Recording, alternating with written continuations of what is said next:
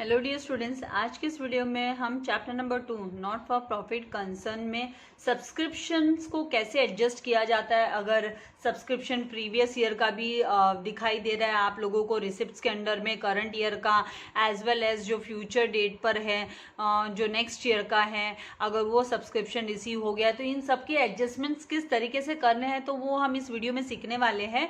तो इसका explanation start करने से पहले मैं आपसे रिक्वेस्ट करूंगी कि अगर अभी तक आपने चैनल को सब्सक्राइब नहीं किया तो जल्दी से चैनल को सब्सक्राइब कर बेल आइकन बटन को प्रेस कीजिए ताकि आपको लेटेस्ट वीडियो के नोटिफिकेशंस मिलते रहे। वीडियो को लाइक करना एंड शेयर करना नहीं भूलना है। तो डियर स्टूडेंट्स, यहाँ पर मैंने एक एग्जाम्पल लिया है आप लोगों को समझाने के लिए सब्सक्रिप्शन को लेकर कि जैसे आप लोगों को मान लीजिए एग्जाम्पल, ये क्वेश्चन है एग्जाम्पल जो लिया गया है, इसमें बैलेंस शीट एज ऑन 31 मार्च 2020 की जो बैलेंस शीट दी गई है, हमें बैलेंस शीट दी गई है जिसमें लायबिलिटीज के अंडर में subscriptions received in advance for 2021 दिया हुआ है। लायबिलिटीज के अंडर में हम देखेंगे कि 2021 का सब्सक्रिप्शन का एडवांस रिसीव हुआ है करके बोला है, कितना 15,000 रिसीव हुआ है करके ऐसे बोला गया है। देन एसेट्स के अंडर में आउटस्टैंडिंग सब्सक्रिप्शन करके हेडिंग दिया हुआ है। आउटस्टैंडिंग सब्सक्रिप्शन में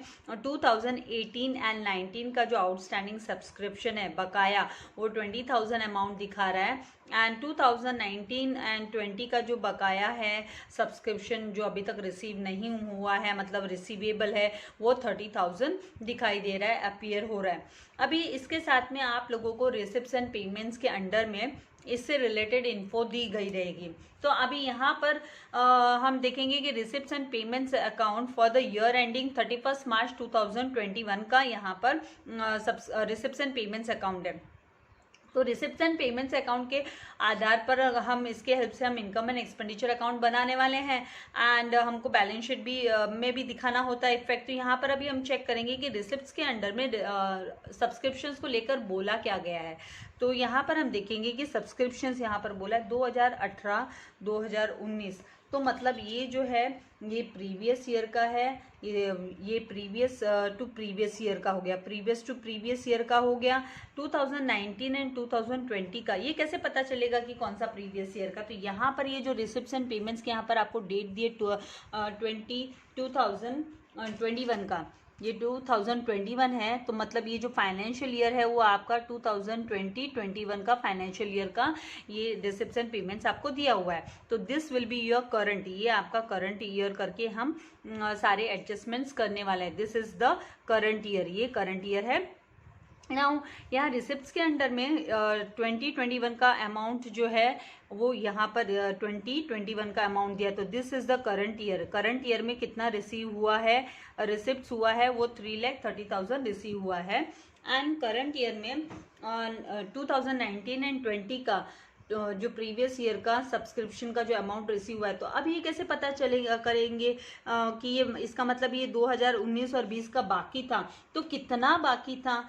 यहाँ पे 25,000 रिसीव हुआ है, तो हमको ये जस्ट चेक करना होगा कि 2019 एंड 20 का यहाँ पर आप क्रॉस यहाँ पर चेक करोगे इसको, जब बैलेंस शीट जो दी गई है आपको 2020 की, उसके साथ जब आप चेक करोगे तो आप यहाँ पर पाओगे ये जो 25,000 एंड यहाँ पर 30,000 दिया है, 25,000 एंड वहाँ पर 30,000 दिया है। मतलब करंट ईयर में रिसीव जरूर हुआ है लेकिन पूरा का पूरा रिसीव नहीं हुआ है। ये मैं आपको एरो मार्क करके पर्पसली दिखा रही हूँ कि करंट ईयर में रिसीव जरूर हुआ है लेकिन पूरा रिसीव नहीं हुआ है। 2019-20 का जो रिसीव होना चाहिए था 30,000, तो ये हमको जस्ट चेक करना है, इवैल्यूएट करना है खुद से, ये कोई हमको बताने वाला नहीं है।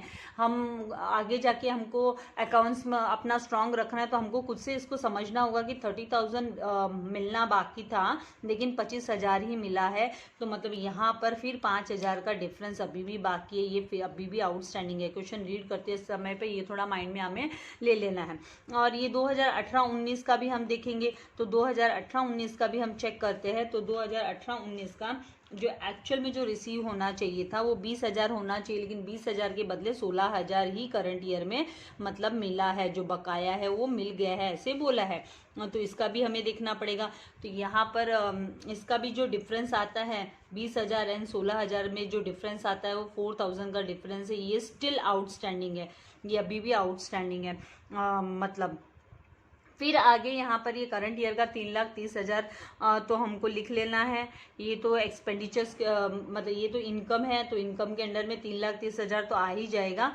फिर इसके बाद में यहाँ पर रिसिप्ट्स के अंडर में एक और आपको दिया हुआ है, ये नेक्स्ट ईयर, ये प्रीवियस टू प्रीवियस ईयर का था, प्रीवियस टू प्रीवियस ईयर, तो हम इसके लिए PPY लिख लेते हैं। प्रीवियस टू प्रीवियस ईयर मतलब हम इन शॉर्ट PPY का, then PY, then current year मतलब CY एंड नेक्स्ट ईयर मतलब NY ले लेते हैं। तो नेक्स्ट ईयर मतलब NY, तो NY का 19,000, तो मतलब ये एडवांस में रिसीव हुआ है, तो ये जाएगा कहाँ पर, एडवांस रिसीव हुआ है तो मतलब ये लायबिलिटीज में जाएगा, तो यहाँ पर हम L लिख लेते हैं, this will go in the liability.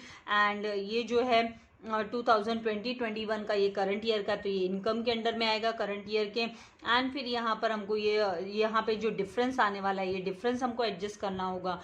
हम इसको 25,000 को और 16,000 को इनकम के अंडर में नहीं लिखने वाले हैं, क्योंकि हमें जो 2020 और 21 का जो एक्चुअल में रिसीव हुआ और जो रिसीव होना बाकी है रिलेटेड टू 2021, खाली वो हमको इनकम के अंडर में लेना है। बाकी सारा का सारा हम एसेट्स एंड लायबिलिटीज के अंडर एडजस्ट करते हैं। तो यहाँ पर ये जो 4,000 है एंड 5,000 जो रिसीव नहीं हुआ है, स्टिल पेंडिंग है, आउटस्टैंडिंग है, तो वो सबके सब एसेट्स में आने वाले हैं। एंड यहाँ पर हम ये देखेंगे subscriptions received in advance liabilities के अंडर में जो दिया है वो कब के लिए सब्सक्रिप्शन रिसीव्ड इन एडवांस है, तो ये 2021 का है, तो मतलब इसे हमको ऐड करना होगा, ऐड टू करंट ईयर, ये करंट ईयर के इनकम के अंडर में आएगा। और इनकम के अंडर में आई मतलब इनकम के अंडर में हम लिखेंगे और इसको ऐड करेंगे 15,000 को, जो कि लास्ट ईयर रिसीव हुआ था, लास्ट ईयर रिसीव हो गया था, एडवांस में रिसीव हुआ था लास्ट ईयर, तो वो हमारी करंट ईयर की इनकम है करके, इसलिए हमको करंट ईयर के सब्सक्रिप्शन में ऐड करके दिखाना होगा।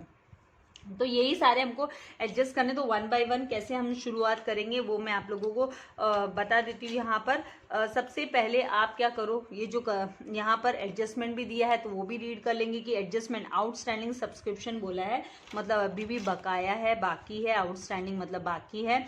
2020-21 का बाकी है, कितना बाकी है, तो 22,000, तो मतलब ऐड टू करंट ईयर में ऐड करेंगे जो इनकम जब हम लिखेंगे, एक इफेक्ट। और दूसरा इफेक्ट जो है ये एडजस्टमेंट है, तो दूसरा इफेक्ट इसका जो है वो आ जाएगा लायबिलिटीज के अंडर में, क्योंकि ये सॉरी एसेट्स के अंडर में, क्योंकि ये आना बाकी है, तो दूसरा इसका इफेक्ट जो है वो एसेट्स के अंडर में हम दिखाएंगे कि अभी आना बाकी है।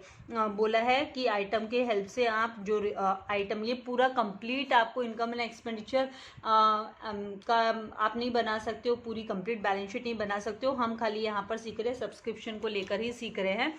तो हम विद द अबाउ जो इन्फॉर्मेशन थी उसके हिसाब से हमको income and expenditure account and balance sheet में भी हमको इफेक्ट दिखाना है।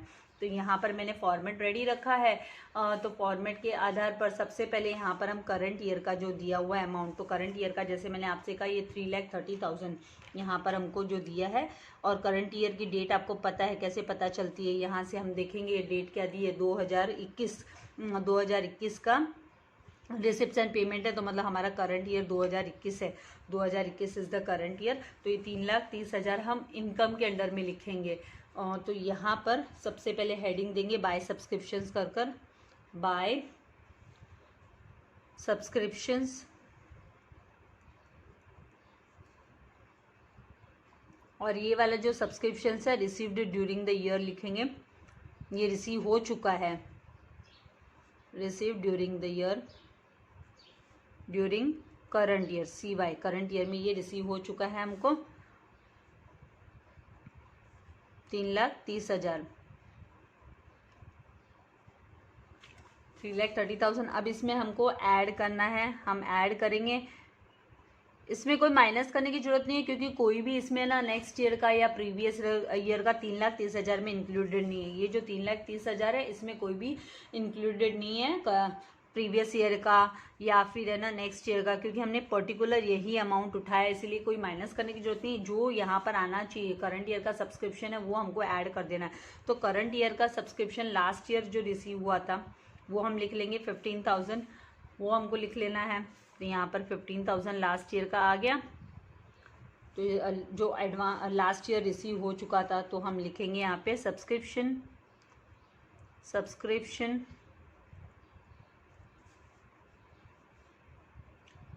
ऑफ करंट ईयर, CY लिख सकते हो, current year, subscription of current year received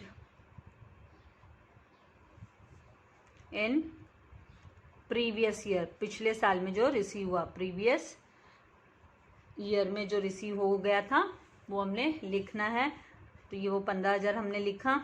उसके बाद में हमको ऐड कर लेना है जो एडवांस में अभी आउटस्टैंडिंग जो बाकी है। ये एडवांस में लास्ट ईयर रिसीव हो गया था, यहाँ पर ये जो आउटस्टैंडिंग दिया है 22,000 का, ये हमें ऐड कर देना है करंट ईयर के सब्सक्रिप्शन में। तो ऐड आउटस्टैंडिंग, O/S करके लिखेंगे, आउटस्टैंडिंग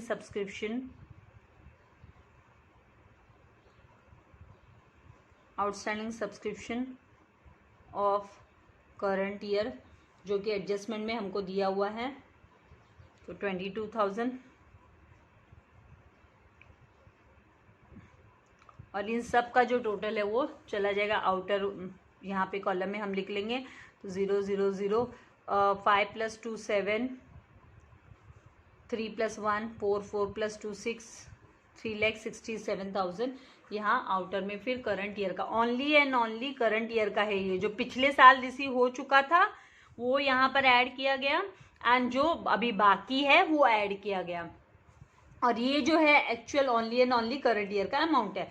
अभी बाकी चीज़ों पे जाते हैं। तो इस मतलब ये जो है हमने एडजस्ट कर दिया ये अमाउंट। अब इससे हमको मतलब नहीं, ये भी हमने एडजस्ट कर दिया, इससे मतलब नहीं।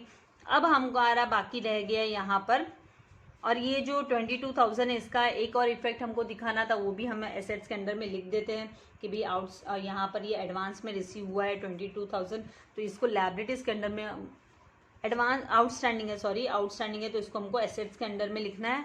एडवांस नहीं है, आउटस्टैंडिंग है, तो इसको हमको एसेट्स के अंडर में आउटस्टैंडिंग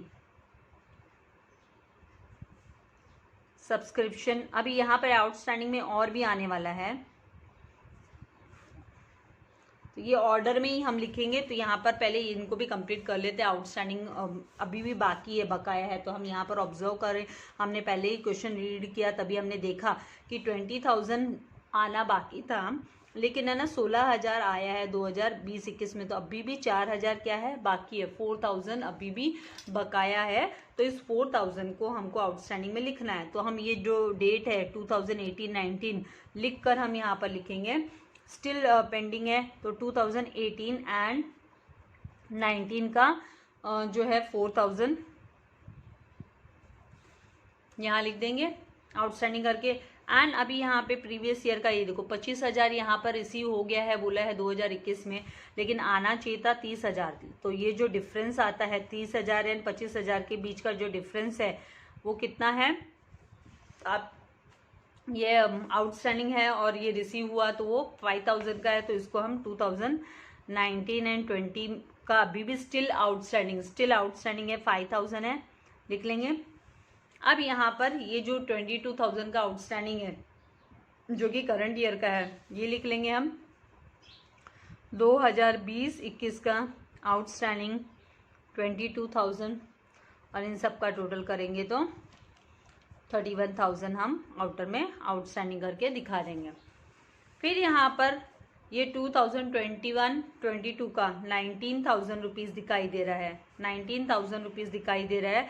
तो ये 19,000 एडवांस है, तो ये लायबिलिटीज़ के अंडर में आएगा, इसलिए हम लिखेंगे सब्सक्रिप्शन फॉर नेक्स्ट ईयर, या फिर आप लिख सकते हो subscription received in advance for, यहाँ पर आ जाएगा सब्सक्रिप्शन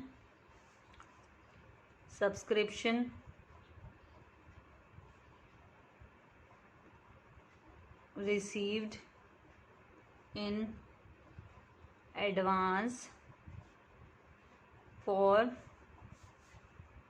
2021